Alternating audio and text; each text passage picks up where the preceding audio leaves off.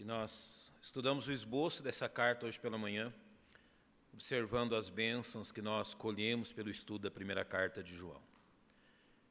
E nós nos baseamos principalmente no capítulo 5, quando João diz que isso é aquilo que vence o mundo, a nossa fé.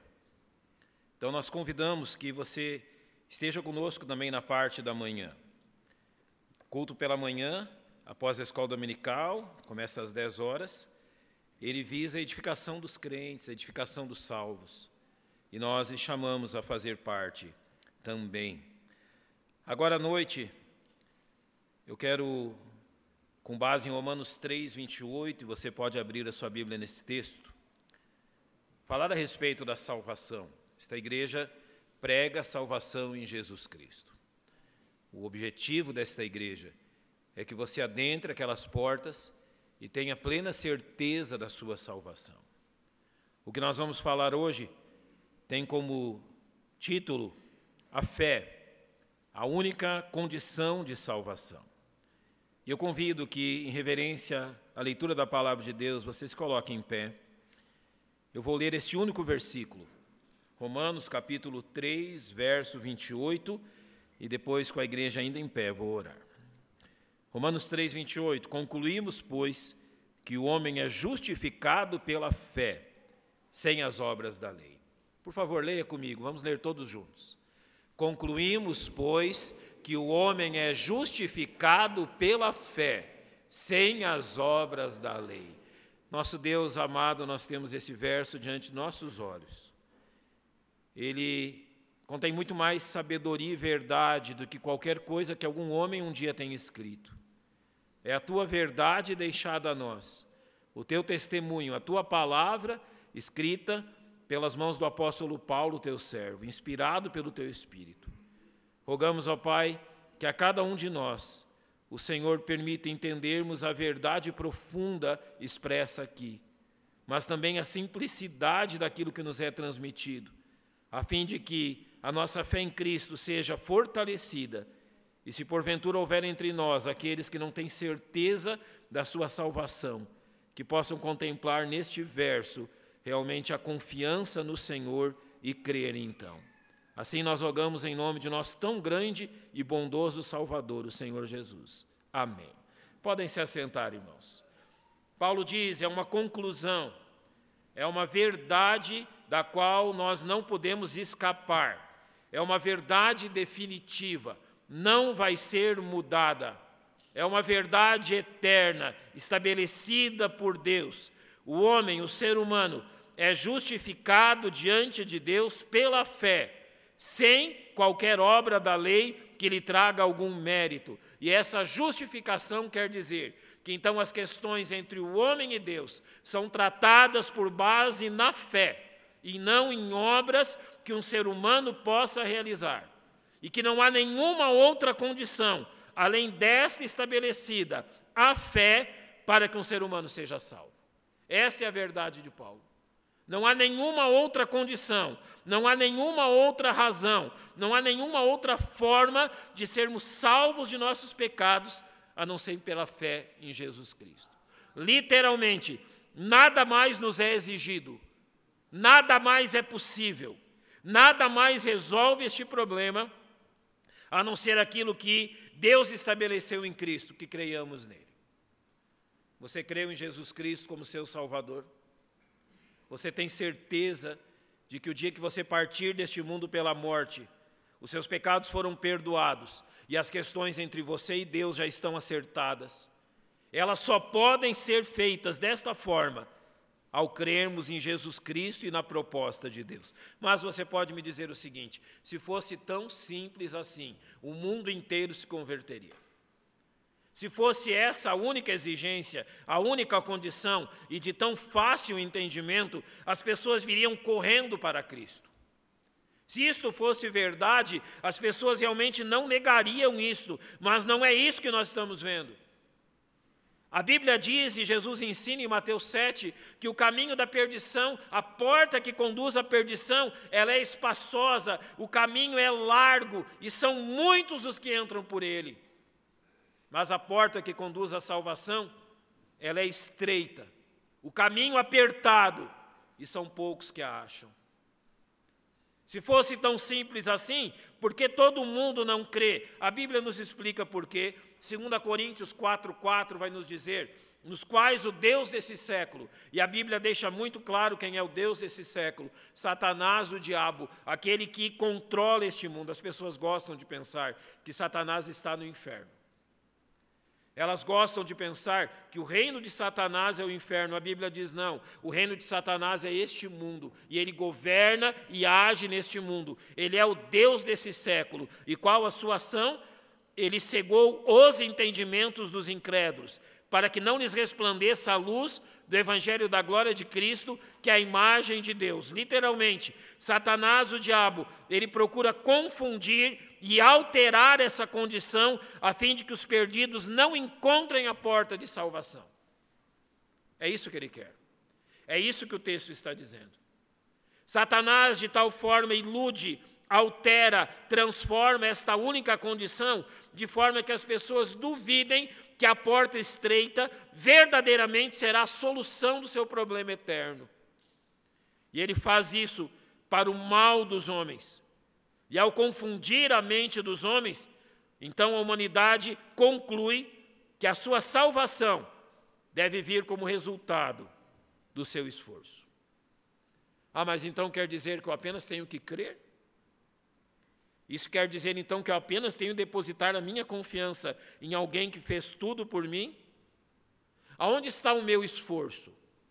Aonde está aquilo que eu devo fazer? Aonde estão os meus méritos? Aonde estão as minhas obras? Realmente o ser humano, enganado por isto, imagina e pense, chega à conclusão que é necessário que ele pague algo ou pague de alguma forma por esta tão grande bênção. E assim, eles não compreendem a única condição estabelecida por Deus. Claramente, Deus está dizendo ao ser humano, basta que você creia. Basta que você confie em Jesus Cristo como seu único e suficiente Salvador. E Deus há de perdoar os teus pecados, transformar a sua vida e conduzi-lo em Cristo até o dia que, pelo arrebatamento ou pela morte, nós havemos de nos encontrar com Ele. Este engano é reforçado por aquilo que é, talvez, ou com certeza, a maior criação de Satanás. Qual a mais tendenciosa e a mais poderosa criação de Satanás neste mundo? Recebe o nome de religião. Satanás criou este movimento, criou este mecanismo religioso, e a religião é a sua maior criação neste mundo. E nós vemos nas Escrituras como isso atingiu o coração do homem desde o início. Você conhece a história de Caim e Abel, em Gênesis capítulo 4, versos 3 a 5, quando então Adão ensina aos seus filhos da necessidade de se aproximarem de Deus, olha o que acontece. E aconteceu ao cabo de dias que Caim trouxe do fruto da terra uma oferta ao Senhor. Mas verso 4, e Abel também trouxe dos primogênitos das suas ovelhas e da sua gordura, e atentou o Senhor para Abel e para a sua oferta, mas para Caim e para a sua oferta não atentou. Irou-se fortemente Caim e descaiu-lhe o semblante. O que representa Caim aqui? Os nossos esforços. Enquanto Deus havia ordenado Adão e Eva, desde o Éden, que o sacrifício de sangue era necessário para restabelecer a comunhão com Ele, e Abel entendeu isso e assim fez, Caim traz o fruto dos seus esforços. E é o quê? Rejeitado. O que Deus está nos ensinando aqui? Os seus esforços jamais poderão mudar quem você é.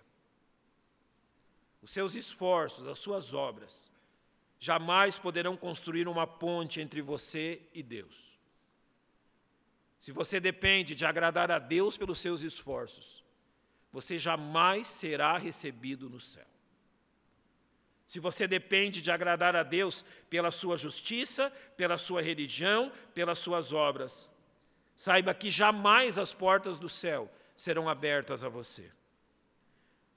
Na Epístola a Tito, capítulo 3, nos versos 5 a 6, Paulo nos diz não pelas obras de justiça que houvéssemos feito, mas segundo a sua misericórdia, nos salvou pela lavagem da regeneração e da renovação do Espírito Santo, que abundantemente Ele derramou sobre nós por Jesus Cristo, nosso Salvador. Voltando ao verso 5, no princípio do verso diz, não pelas obras de justiça que houvéssemos feito. Literalmente, ouça isso e entenda isso. Deus não aceita as nossas barganhas. Deus não negocia conosco. Deus não está trocando a salvação por coisas que podemos fazer para Ele, em nome dEle, ou que tragam alguma vantagem a Ele. Deus não tem uma mesa de negociações onde você vai colocar a sua vida e então haverá ali uma balança. Lembra daquela balança antiga, antes dessas digitais, as balanças de 2 pratos? Lembra delas? Elas tinham algo no meio chamado, alguém lembra? Fiel. E aqueles 2 pratos, de um lado ele colocava aqui o peso, 1 quilo, e aquele colocava bananas, de forma que quando chegava e aquele ponto estava reto com o fiel, você sabia que havia 1 quilo de bananas ali. Lá no céu não haverá uma balança de 2 pratos, onde Deus vai colocar as suas obras más, e você vai colocar as suas obras boas, e caso as suas obras boas pesem mais, então a balança cederá para o seu lado. Deus não tem uma mesa de negociação. Deus não negocia com homens pecadores. Deus não vende a sua salvação. E tudo aquilo que é necessário à nossa salvação, Deus fez em Jesus Cristo, levando a morrer na cruz em nosso lugar. E é um insulto a Deus que o homem tente entrar no céu pelas suas obras. Você está insultando a Deus quando você procura agradá-lo por aquilo que você é capaz de fazer. O padrão de Deus é tão alto que a palavra justiça vai estabelecer isso. Eu creio que nenhum de nós é capaz, e essa palavra vai levar bem a entender isso, o que é a salvação. O padrão de salvação é tão alto, e nós podemos compará-lo ao nosso tamanho e à altura deste forro. Algum de nós pode, com os nossos esforços, num só pulo, pelo menos tocar nesse forro? É impossível. O padrão da justiça de Deus, da mesma forma, é tão alto que nós pulamos e nós tentamos alcançá-lo e nós não passamos nem perto. Nós nos esforçamos e fazemos tanto e dedicamos a nossa vida e talvez saiamos deste mundo, sejamos reclusos como monges e nós estamos pulando, tentando atingir o padrão para chegar no céu e não dá certo. Assim são as obras. Você nunca vai conseguir. Agora, a grande gravidade, o grande insulto disso é que Deus em Cristo e o Senhor Jesus Cristo neste mundo pela sua vida perfeita, Ele atingiu esse padrão. Só Ele pode fazer isso. E o grande insulto agora a Deus é que eu estou querendo então realizar algo que apenas Jesus Cristo pôde realizar, apenas Jesus Cristo pôde cumprir. Se fosse possível que nós fôssemos salvos pelas nossas obras, não haveria necessidade de Jesus vir a este mundo morrer na cruz. Ele veio a este mundo e morreu em meu e em seu lugar, porque é a única chance que nós temos. Infelizmente, muitos, ao não entenderem isso, começam a ter ações e atitudes, como, por exemplo, e tanto nós vemos neste mundo, aqueles que acreditam que se eles se esforçarem em guardarem os 10 mandamentos, eles atingirão esse padrão de Deus. E o que eles dizem então? Olha, os 10 mandamentos fazem parte da Bíblia? E o que nós respondemos? Sim. Nós temos que obedecer à Bíblia? O que nós respondemos? Sim. Então, se nós obedecermos os 10 mandamentos, nós vamos realmente atingir este padrão de Deus. Mas note aquilo que Paulo diz em Romanos 10:4, porque o fim da lei é Cristo, para a justiça de todo aquele que crê. Ao dizer que o fim da lei é Cristo, ele está dizendo qual é a finalidade da lei. A lei, os 10 mandamentos, têm um objetivo só: provar a mim e a você que nós somos incapazes, que nós não atingimos a altura, que nós não pulamos, a nossa justiça não atinge. Então, os 10 mandamentos fazem isso. E Gálatas 3,19 vai nos provar isso, dizendo: logo, para que a lei foi ordenada, preste atenção, por causa das transgressões, até que viesse a posteridade a quem a promessa tinha sido feita. Lembra de Gênesis 3,15? Deus prometeu a Adão e Eva que um descendente da mulher viria, realmente ele esmagaria a cabeça da serpente, ele desfaria aquilo que o pecado fez. E ela foi posta pelos anjos nas mãos de um mediador. Ora, o mediador não é de um só, mas Deus é um. Notem então o verso 21. Logo, a lei é contra as promessas de Deus? De nenhuma sorte. Porque se fosse dada uma lei que pudesse vivificar, a justiça, na verdade, teria sido pela lei. A lei não vivifica, ela não dá vida, ela não te dá aquilo que você precisa. Então Paulo diz aqui, se houvesse uma lei que pudesse te dar vida, então Deus daria vida a respeito disso, ou dessa forma. Mas olha o que o verso 22 nos diz. Mas a Escritura encerrou tudo debaixo do pecado, para que a promessa pela fé em Jesus Cristo fosse dada a quem? Aos crentes. Aquele que realiza? Aquele que faz obras? Não. Aquele que crê em Jesus Cristo. Em João capítulo 3, nós encontramos a história de Nicodemos. E ela é narrada assim: e havia entre os fariseus um homem chamado Nicodemos, príncipe dos judeus. Ele era um homem religioso, ele era um fariseu, um conhecedor das Escrituras. Ele está intrigado com aquilo que Jesus está fazendo. Jesus surge no meio deles e Jesus começa a realizar obras e aquilo intriga a mente de Nicodemos. Ele não pode encontrar-se com Jesus durante o dia, ele não pode ser visto com aquele pseudo-mestre na mente deles, não é um falso mestre galileu. Ele não quer que os seus pares, que os fariseus, o vejam buscando orientação em Jesus. Quem era Jesus, afinal? Ele manda um mensageiro, possivelmente ele quer encontrar-se com Jesus de madrugada, quando ninguém visse. E a pergunta dele para Jesus no verso 2 é: Rabi, bem sabemos que é mestre, eu reconheço isso, que o Senhor é vindo de Deus, porque ninguém pode fazer esses sinais que tu fazes se Deus não for com ele. Olha a curiosidade dele, ele quer saber, afinal de contas, quem tu és? Eu estou vendo o Senhor fazer tantas coisas, e coisas tão incríveis, mas a minha mente me pergunta quem é o Senhor, porque o Senhor não saiu no nosso meio. Jesus, ao invés de responder a pergunta dele, fala algo que quebranta totalmente Nicodemos. Nicodemos, na verdade te digo, que aquele que não nascer de novo, não pode ver o reino de Deus. Jesus está falando isso para quem? Para um homem religioso, cheio de obras, em conformidade com o sistema religioso, cheio dos pensamentos de méritos, de obras, de submeter-se a isso, aquilo, e Jesus olha para ele e diz: olha, se as coisas não recomeçarem na sua vida, você não vai entrar no céu. Sabe o que Jesus, então, coloca diante de nós? Nós achamos que é possível, com algumas reforminhas básicas, eu vou começar a reformar algumas coisas na minha vida. Então eu vou deixar de cometer esses pecados, eu vou deixar de fazer aquelas coisas tão vergonhosas, eu vou abandonar alguns hábitos, algumas coisas, alguns lugares que eu vou, algumas pessoas que eu estou com elas. Eu vou começar a ir à igreja, eu vou colocar uma Bíblia debaixo do meu braço, eu vou começar a ler a Bíblia, eu vou acompanhar esses cultos, eu vou começar a me vestir de forma diferente, eu vou começar a ter uma atitude diferente diante disso. Um professor meu, muito sábio, olhando para esse versículo, certa vez ele aplicou a nós da seguinte forma: que fazer isso é a mesma coisa que você vestir bem um cadáver, pentear os seus cabelos, passar uma maquiagem, jogar perfume, e o que você tem então?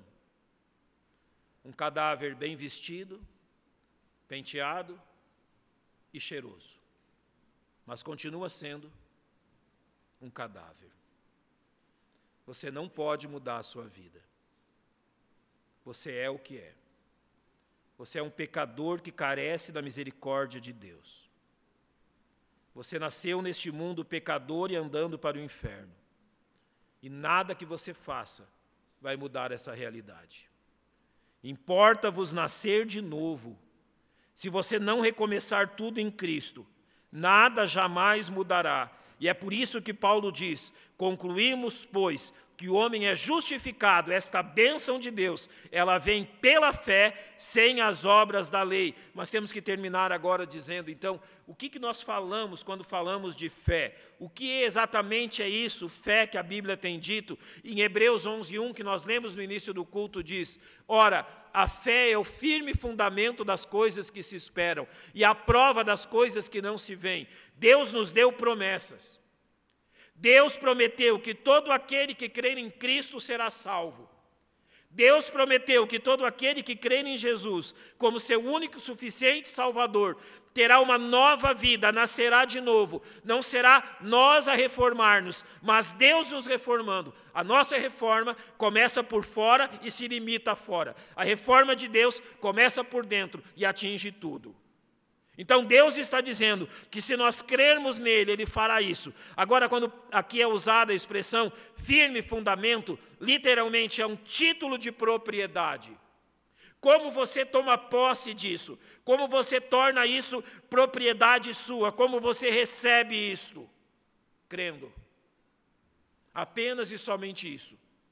Reconhecendo que as promessas de Deus são verdade. Então Paulo diz a Tito, no capítulo 1, verso 2, em esperança da vida eterna, a qual Deus, que não pode mentir, prometeu antes do tempo dos séculos. O que Deus fez? Ele prometeu. O que Deus realizou? Ele disse que o faria. Por isso, então, a salvação é pela fé e não pelas obras, para que nós creiamos naquilo que Deus tem prometido a nós. Mas o que então ela envolverá? Quais as verdades envolvidas nela? Quando Adão e Eva pecaram no Éden, eles tentaram cobrir a sua nudez com folhas. Você lembra disso, da sua leitura? Quando Deus olha para eles e rejeita aquilo, Deus então os faz arrepender-se daquilo, e ao crerem no suprimento de Deus, Deus fornece a eles vestimentas de peles de animais. Mas da onde veio essa vestimenta? Deus então havia sacrificado animais para que eles fossem vestidos com as vestes que realmente têm efeito, que servem. E eles entenderam o que havia acontecido. Por causa do pecado deles, um ser havia morrido. Por causa do pecado deles, a morte havia atingido alguém. E aquele sangue derramado marcava realmente o derramamento de uma vida. E tal verdade foi assim estabelecida em Hebreus 9, 22. E quase todas as coisas, segundo a lei, se purificam com sangue, e sem derramamento de sangue não há remissão. Então aqui nós temos que explicar algo a você. Quando você ofende alguém, e você reconhece que você ofendeu alguém, você vai a ele e faz o quê? Pede desculpas por aquilo que você fez. A pessoa vai dizer, olha, vamos esquecer tudo isso e vamos continuar como se nada disso um dia tivesse acontecido. Você já percebeu como as pessoas imaginam que com Deus as coisas são assim também? O nosso pecado, a nossa vida em pecado é uma ofensa contra Deus. E não basta que digamos a Deus, Deus, eu sinto muito. Eu sinto muito pelas minhas atitudes. Eu sinto muito pela minha antiga vida. Eu queria lhe dizer realmente que eu não vou mais fazer isso. E que eu vou mudar o meu viver. Não, as coisas não são assim com Deus. Foi Deus que estabeleceu que diante do pecado, a única pena concebível é a morte. A alma que pecar, essa morrerá. O perdão que Deus lhe dá não está baseado no fato que Ele gosta de você e que Ele sente pena de você e diz, realmente, vamos esquecer tudo isso. O perdão que Deus concede realmente está baseado num fato. Alguém pagou o preço do seu pecado. O perdão que Deus lhe deu só pode lhe ser concedido mediante o pagamento disto. E quem pagou o preço de nosso pecado? Jesus Cristo na cruz do Calvário. De tal forma, no capítulo 10 de Hebreus, diz assim, holocaustos e ofertas pelo pecado não te agradaram, não é isso que Deus exige. Esse tipo de holocaustos oferecidos que apenas cobriam o pecado. Então o verso 7 aponta para Cristo e diz, Eis aqui venho, no princípio do livro está escrito de mim, para fazer, ó Deus, a tua vontade, na qual vontade temos sido santificados pela oblação, pela oferta do corpo de Jesus Cristo, feita uma vez. Qual é a base da nossa salvação? Jesus pagou o preço do meu pecado. Por que eu vou para o céu? Eu estava trabalhando esse assunto com os nossos alunos do IBM essa semana, e eu perguntei a eles o seguinte: por que você vai para o céu? E a primeira resposta que nós damos é qual? É porque eu criei em Jesus Cristo. Isso é verdade, mas não é toda a verdade. Quando alguém nos pergunta por que você tem certeza da sua salvação, por que você vai um dia para o céu, por que você jamais será condenado, a resposta não é simplesmente porque eu criei, a resposta é porque Jesus morreu por mim. É a morte dele que garante isso. A base de tudo é o sacrifício na cruz, relembrado por Paulo em 1 Coríntios 15. Porque primeiramente vos entreguei o que também recebi, que Cristo morreu por nossos pecados, segundo as Escrituras, que foi sepultado, que ressuscitou ao terceiro dia, segundo as Escrituras. Porque a morte, o sepultamento e a ressurreição são colocados de uma sequência, para que nós saibamos que pela ressurreição de Cristo nós sabemos, temos a plena certeza que Deus aceitou o preço pago. Porque eu creio em Jesus, porque Ele ressuscitou. Deus aceitou o preço pelo meu pecado ao ressuscitá-lo, demonstrando que Deus está satisfeito com isto e que Deus aceita o sacrifício feito por Cristo, que não tem pecado. A fé é a única condição para que o homem pecador receba os benefícios da morte de Cristo em seu favor. A fé é a única solução, a única resposta. Romanos capítulo 10, versos 9 e 10 dizem: a saber, se com tua boca confessares ao Senhor Jesus, e em teu coração creres que Deus ressuscitou dentre os mortos, serás salvo, visto que com o coração se crê para a justiça, e com a boca se faz confissão para a salvação. Eu vou encerrar contando como um dia eu preguei o plano de salvação a uma pessoa. Eu demonstrei àquela pessoa como Jesus havia morrido na cruz por ela e pago o preço do seu pecado.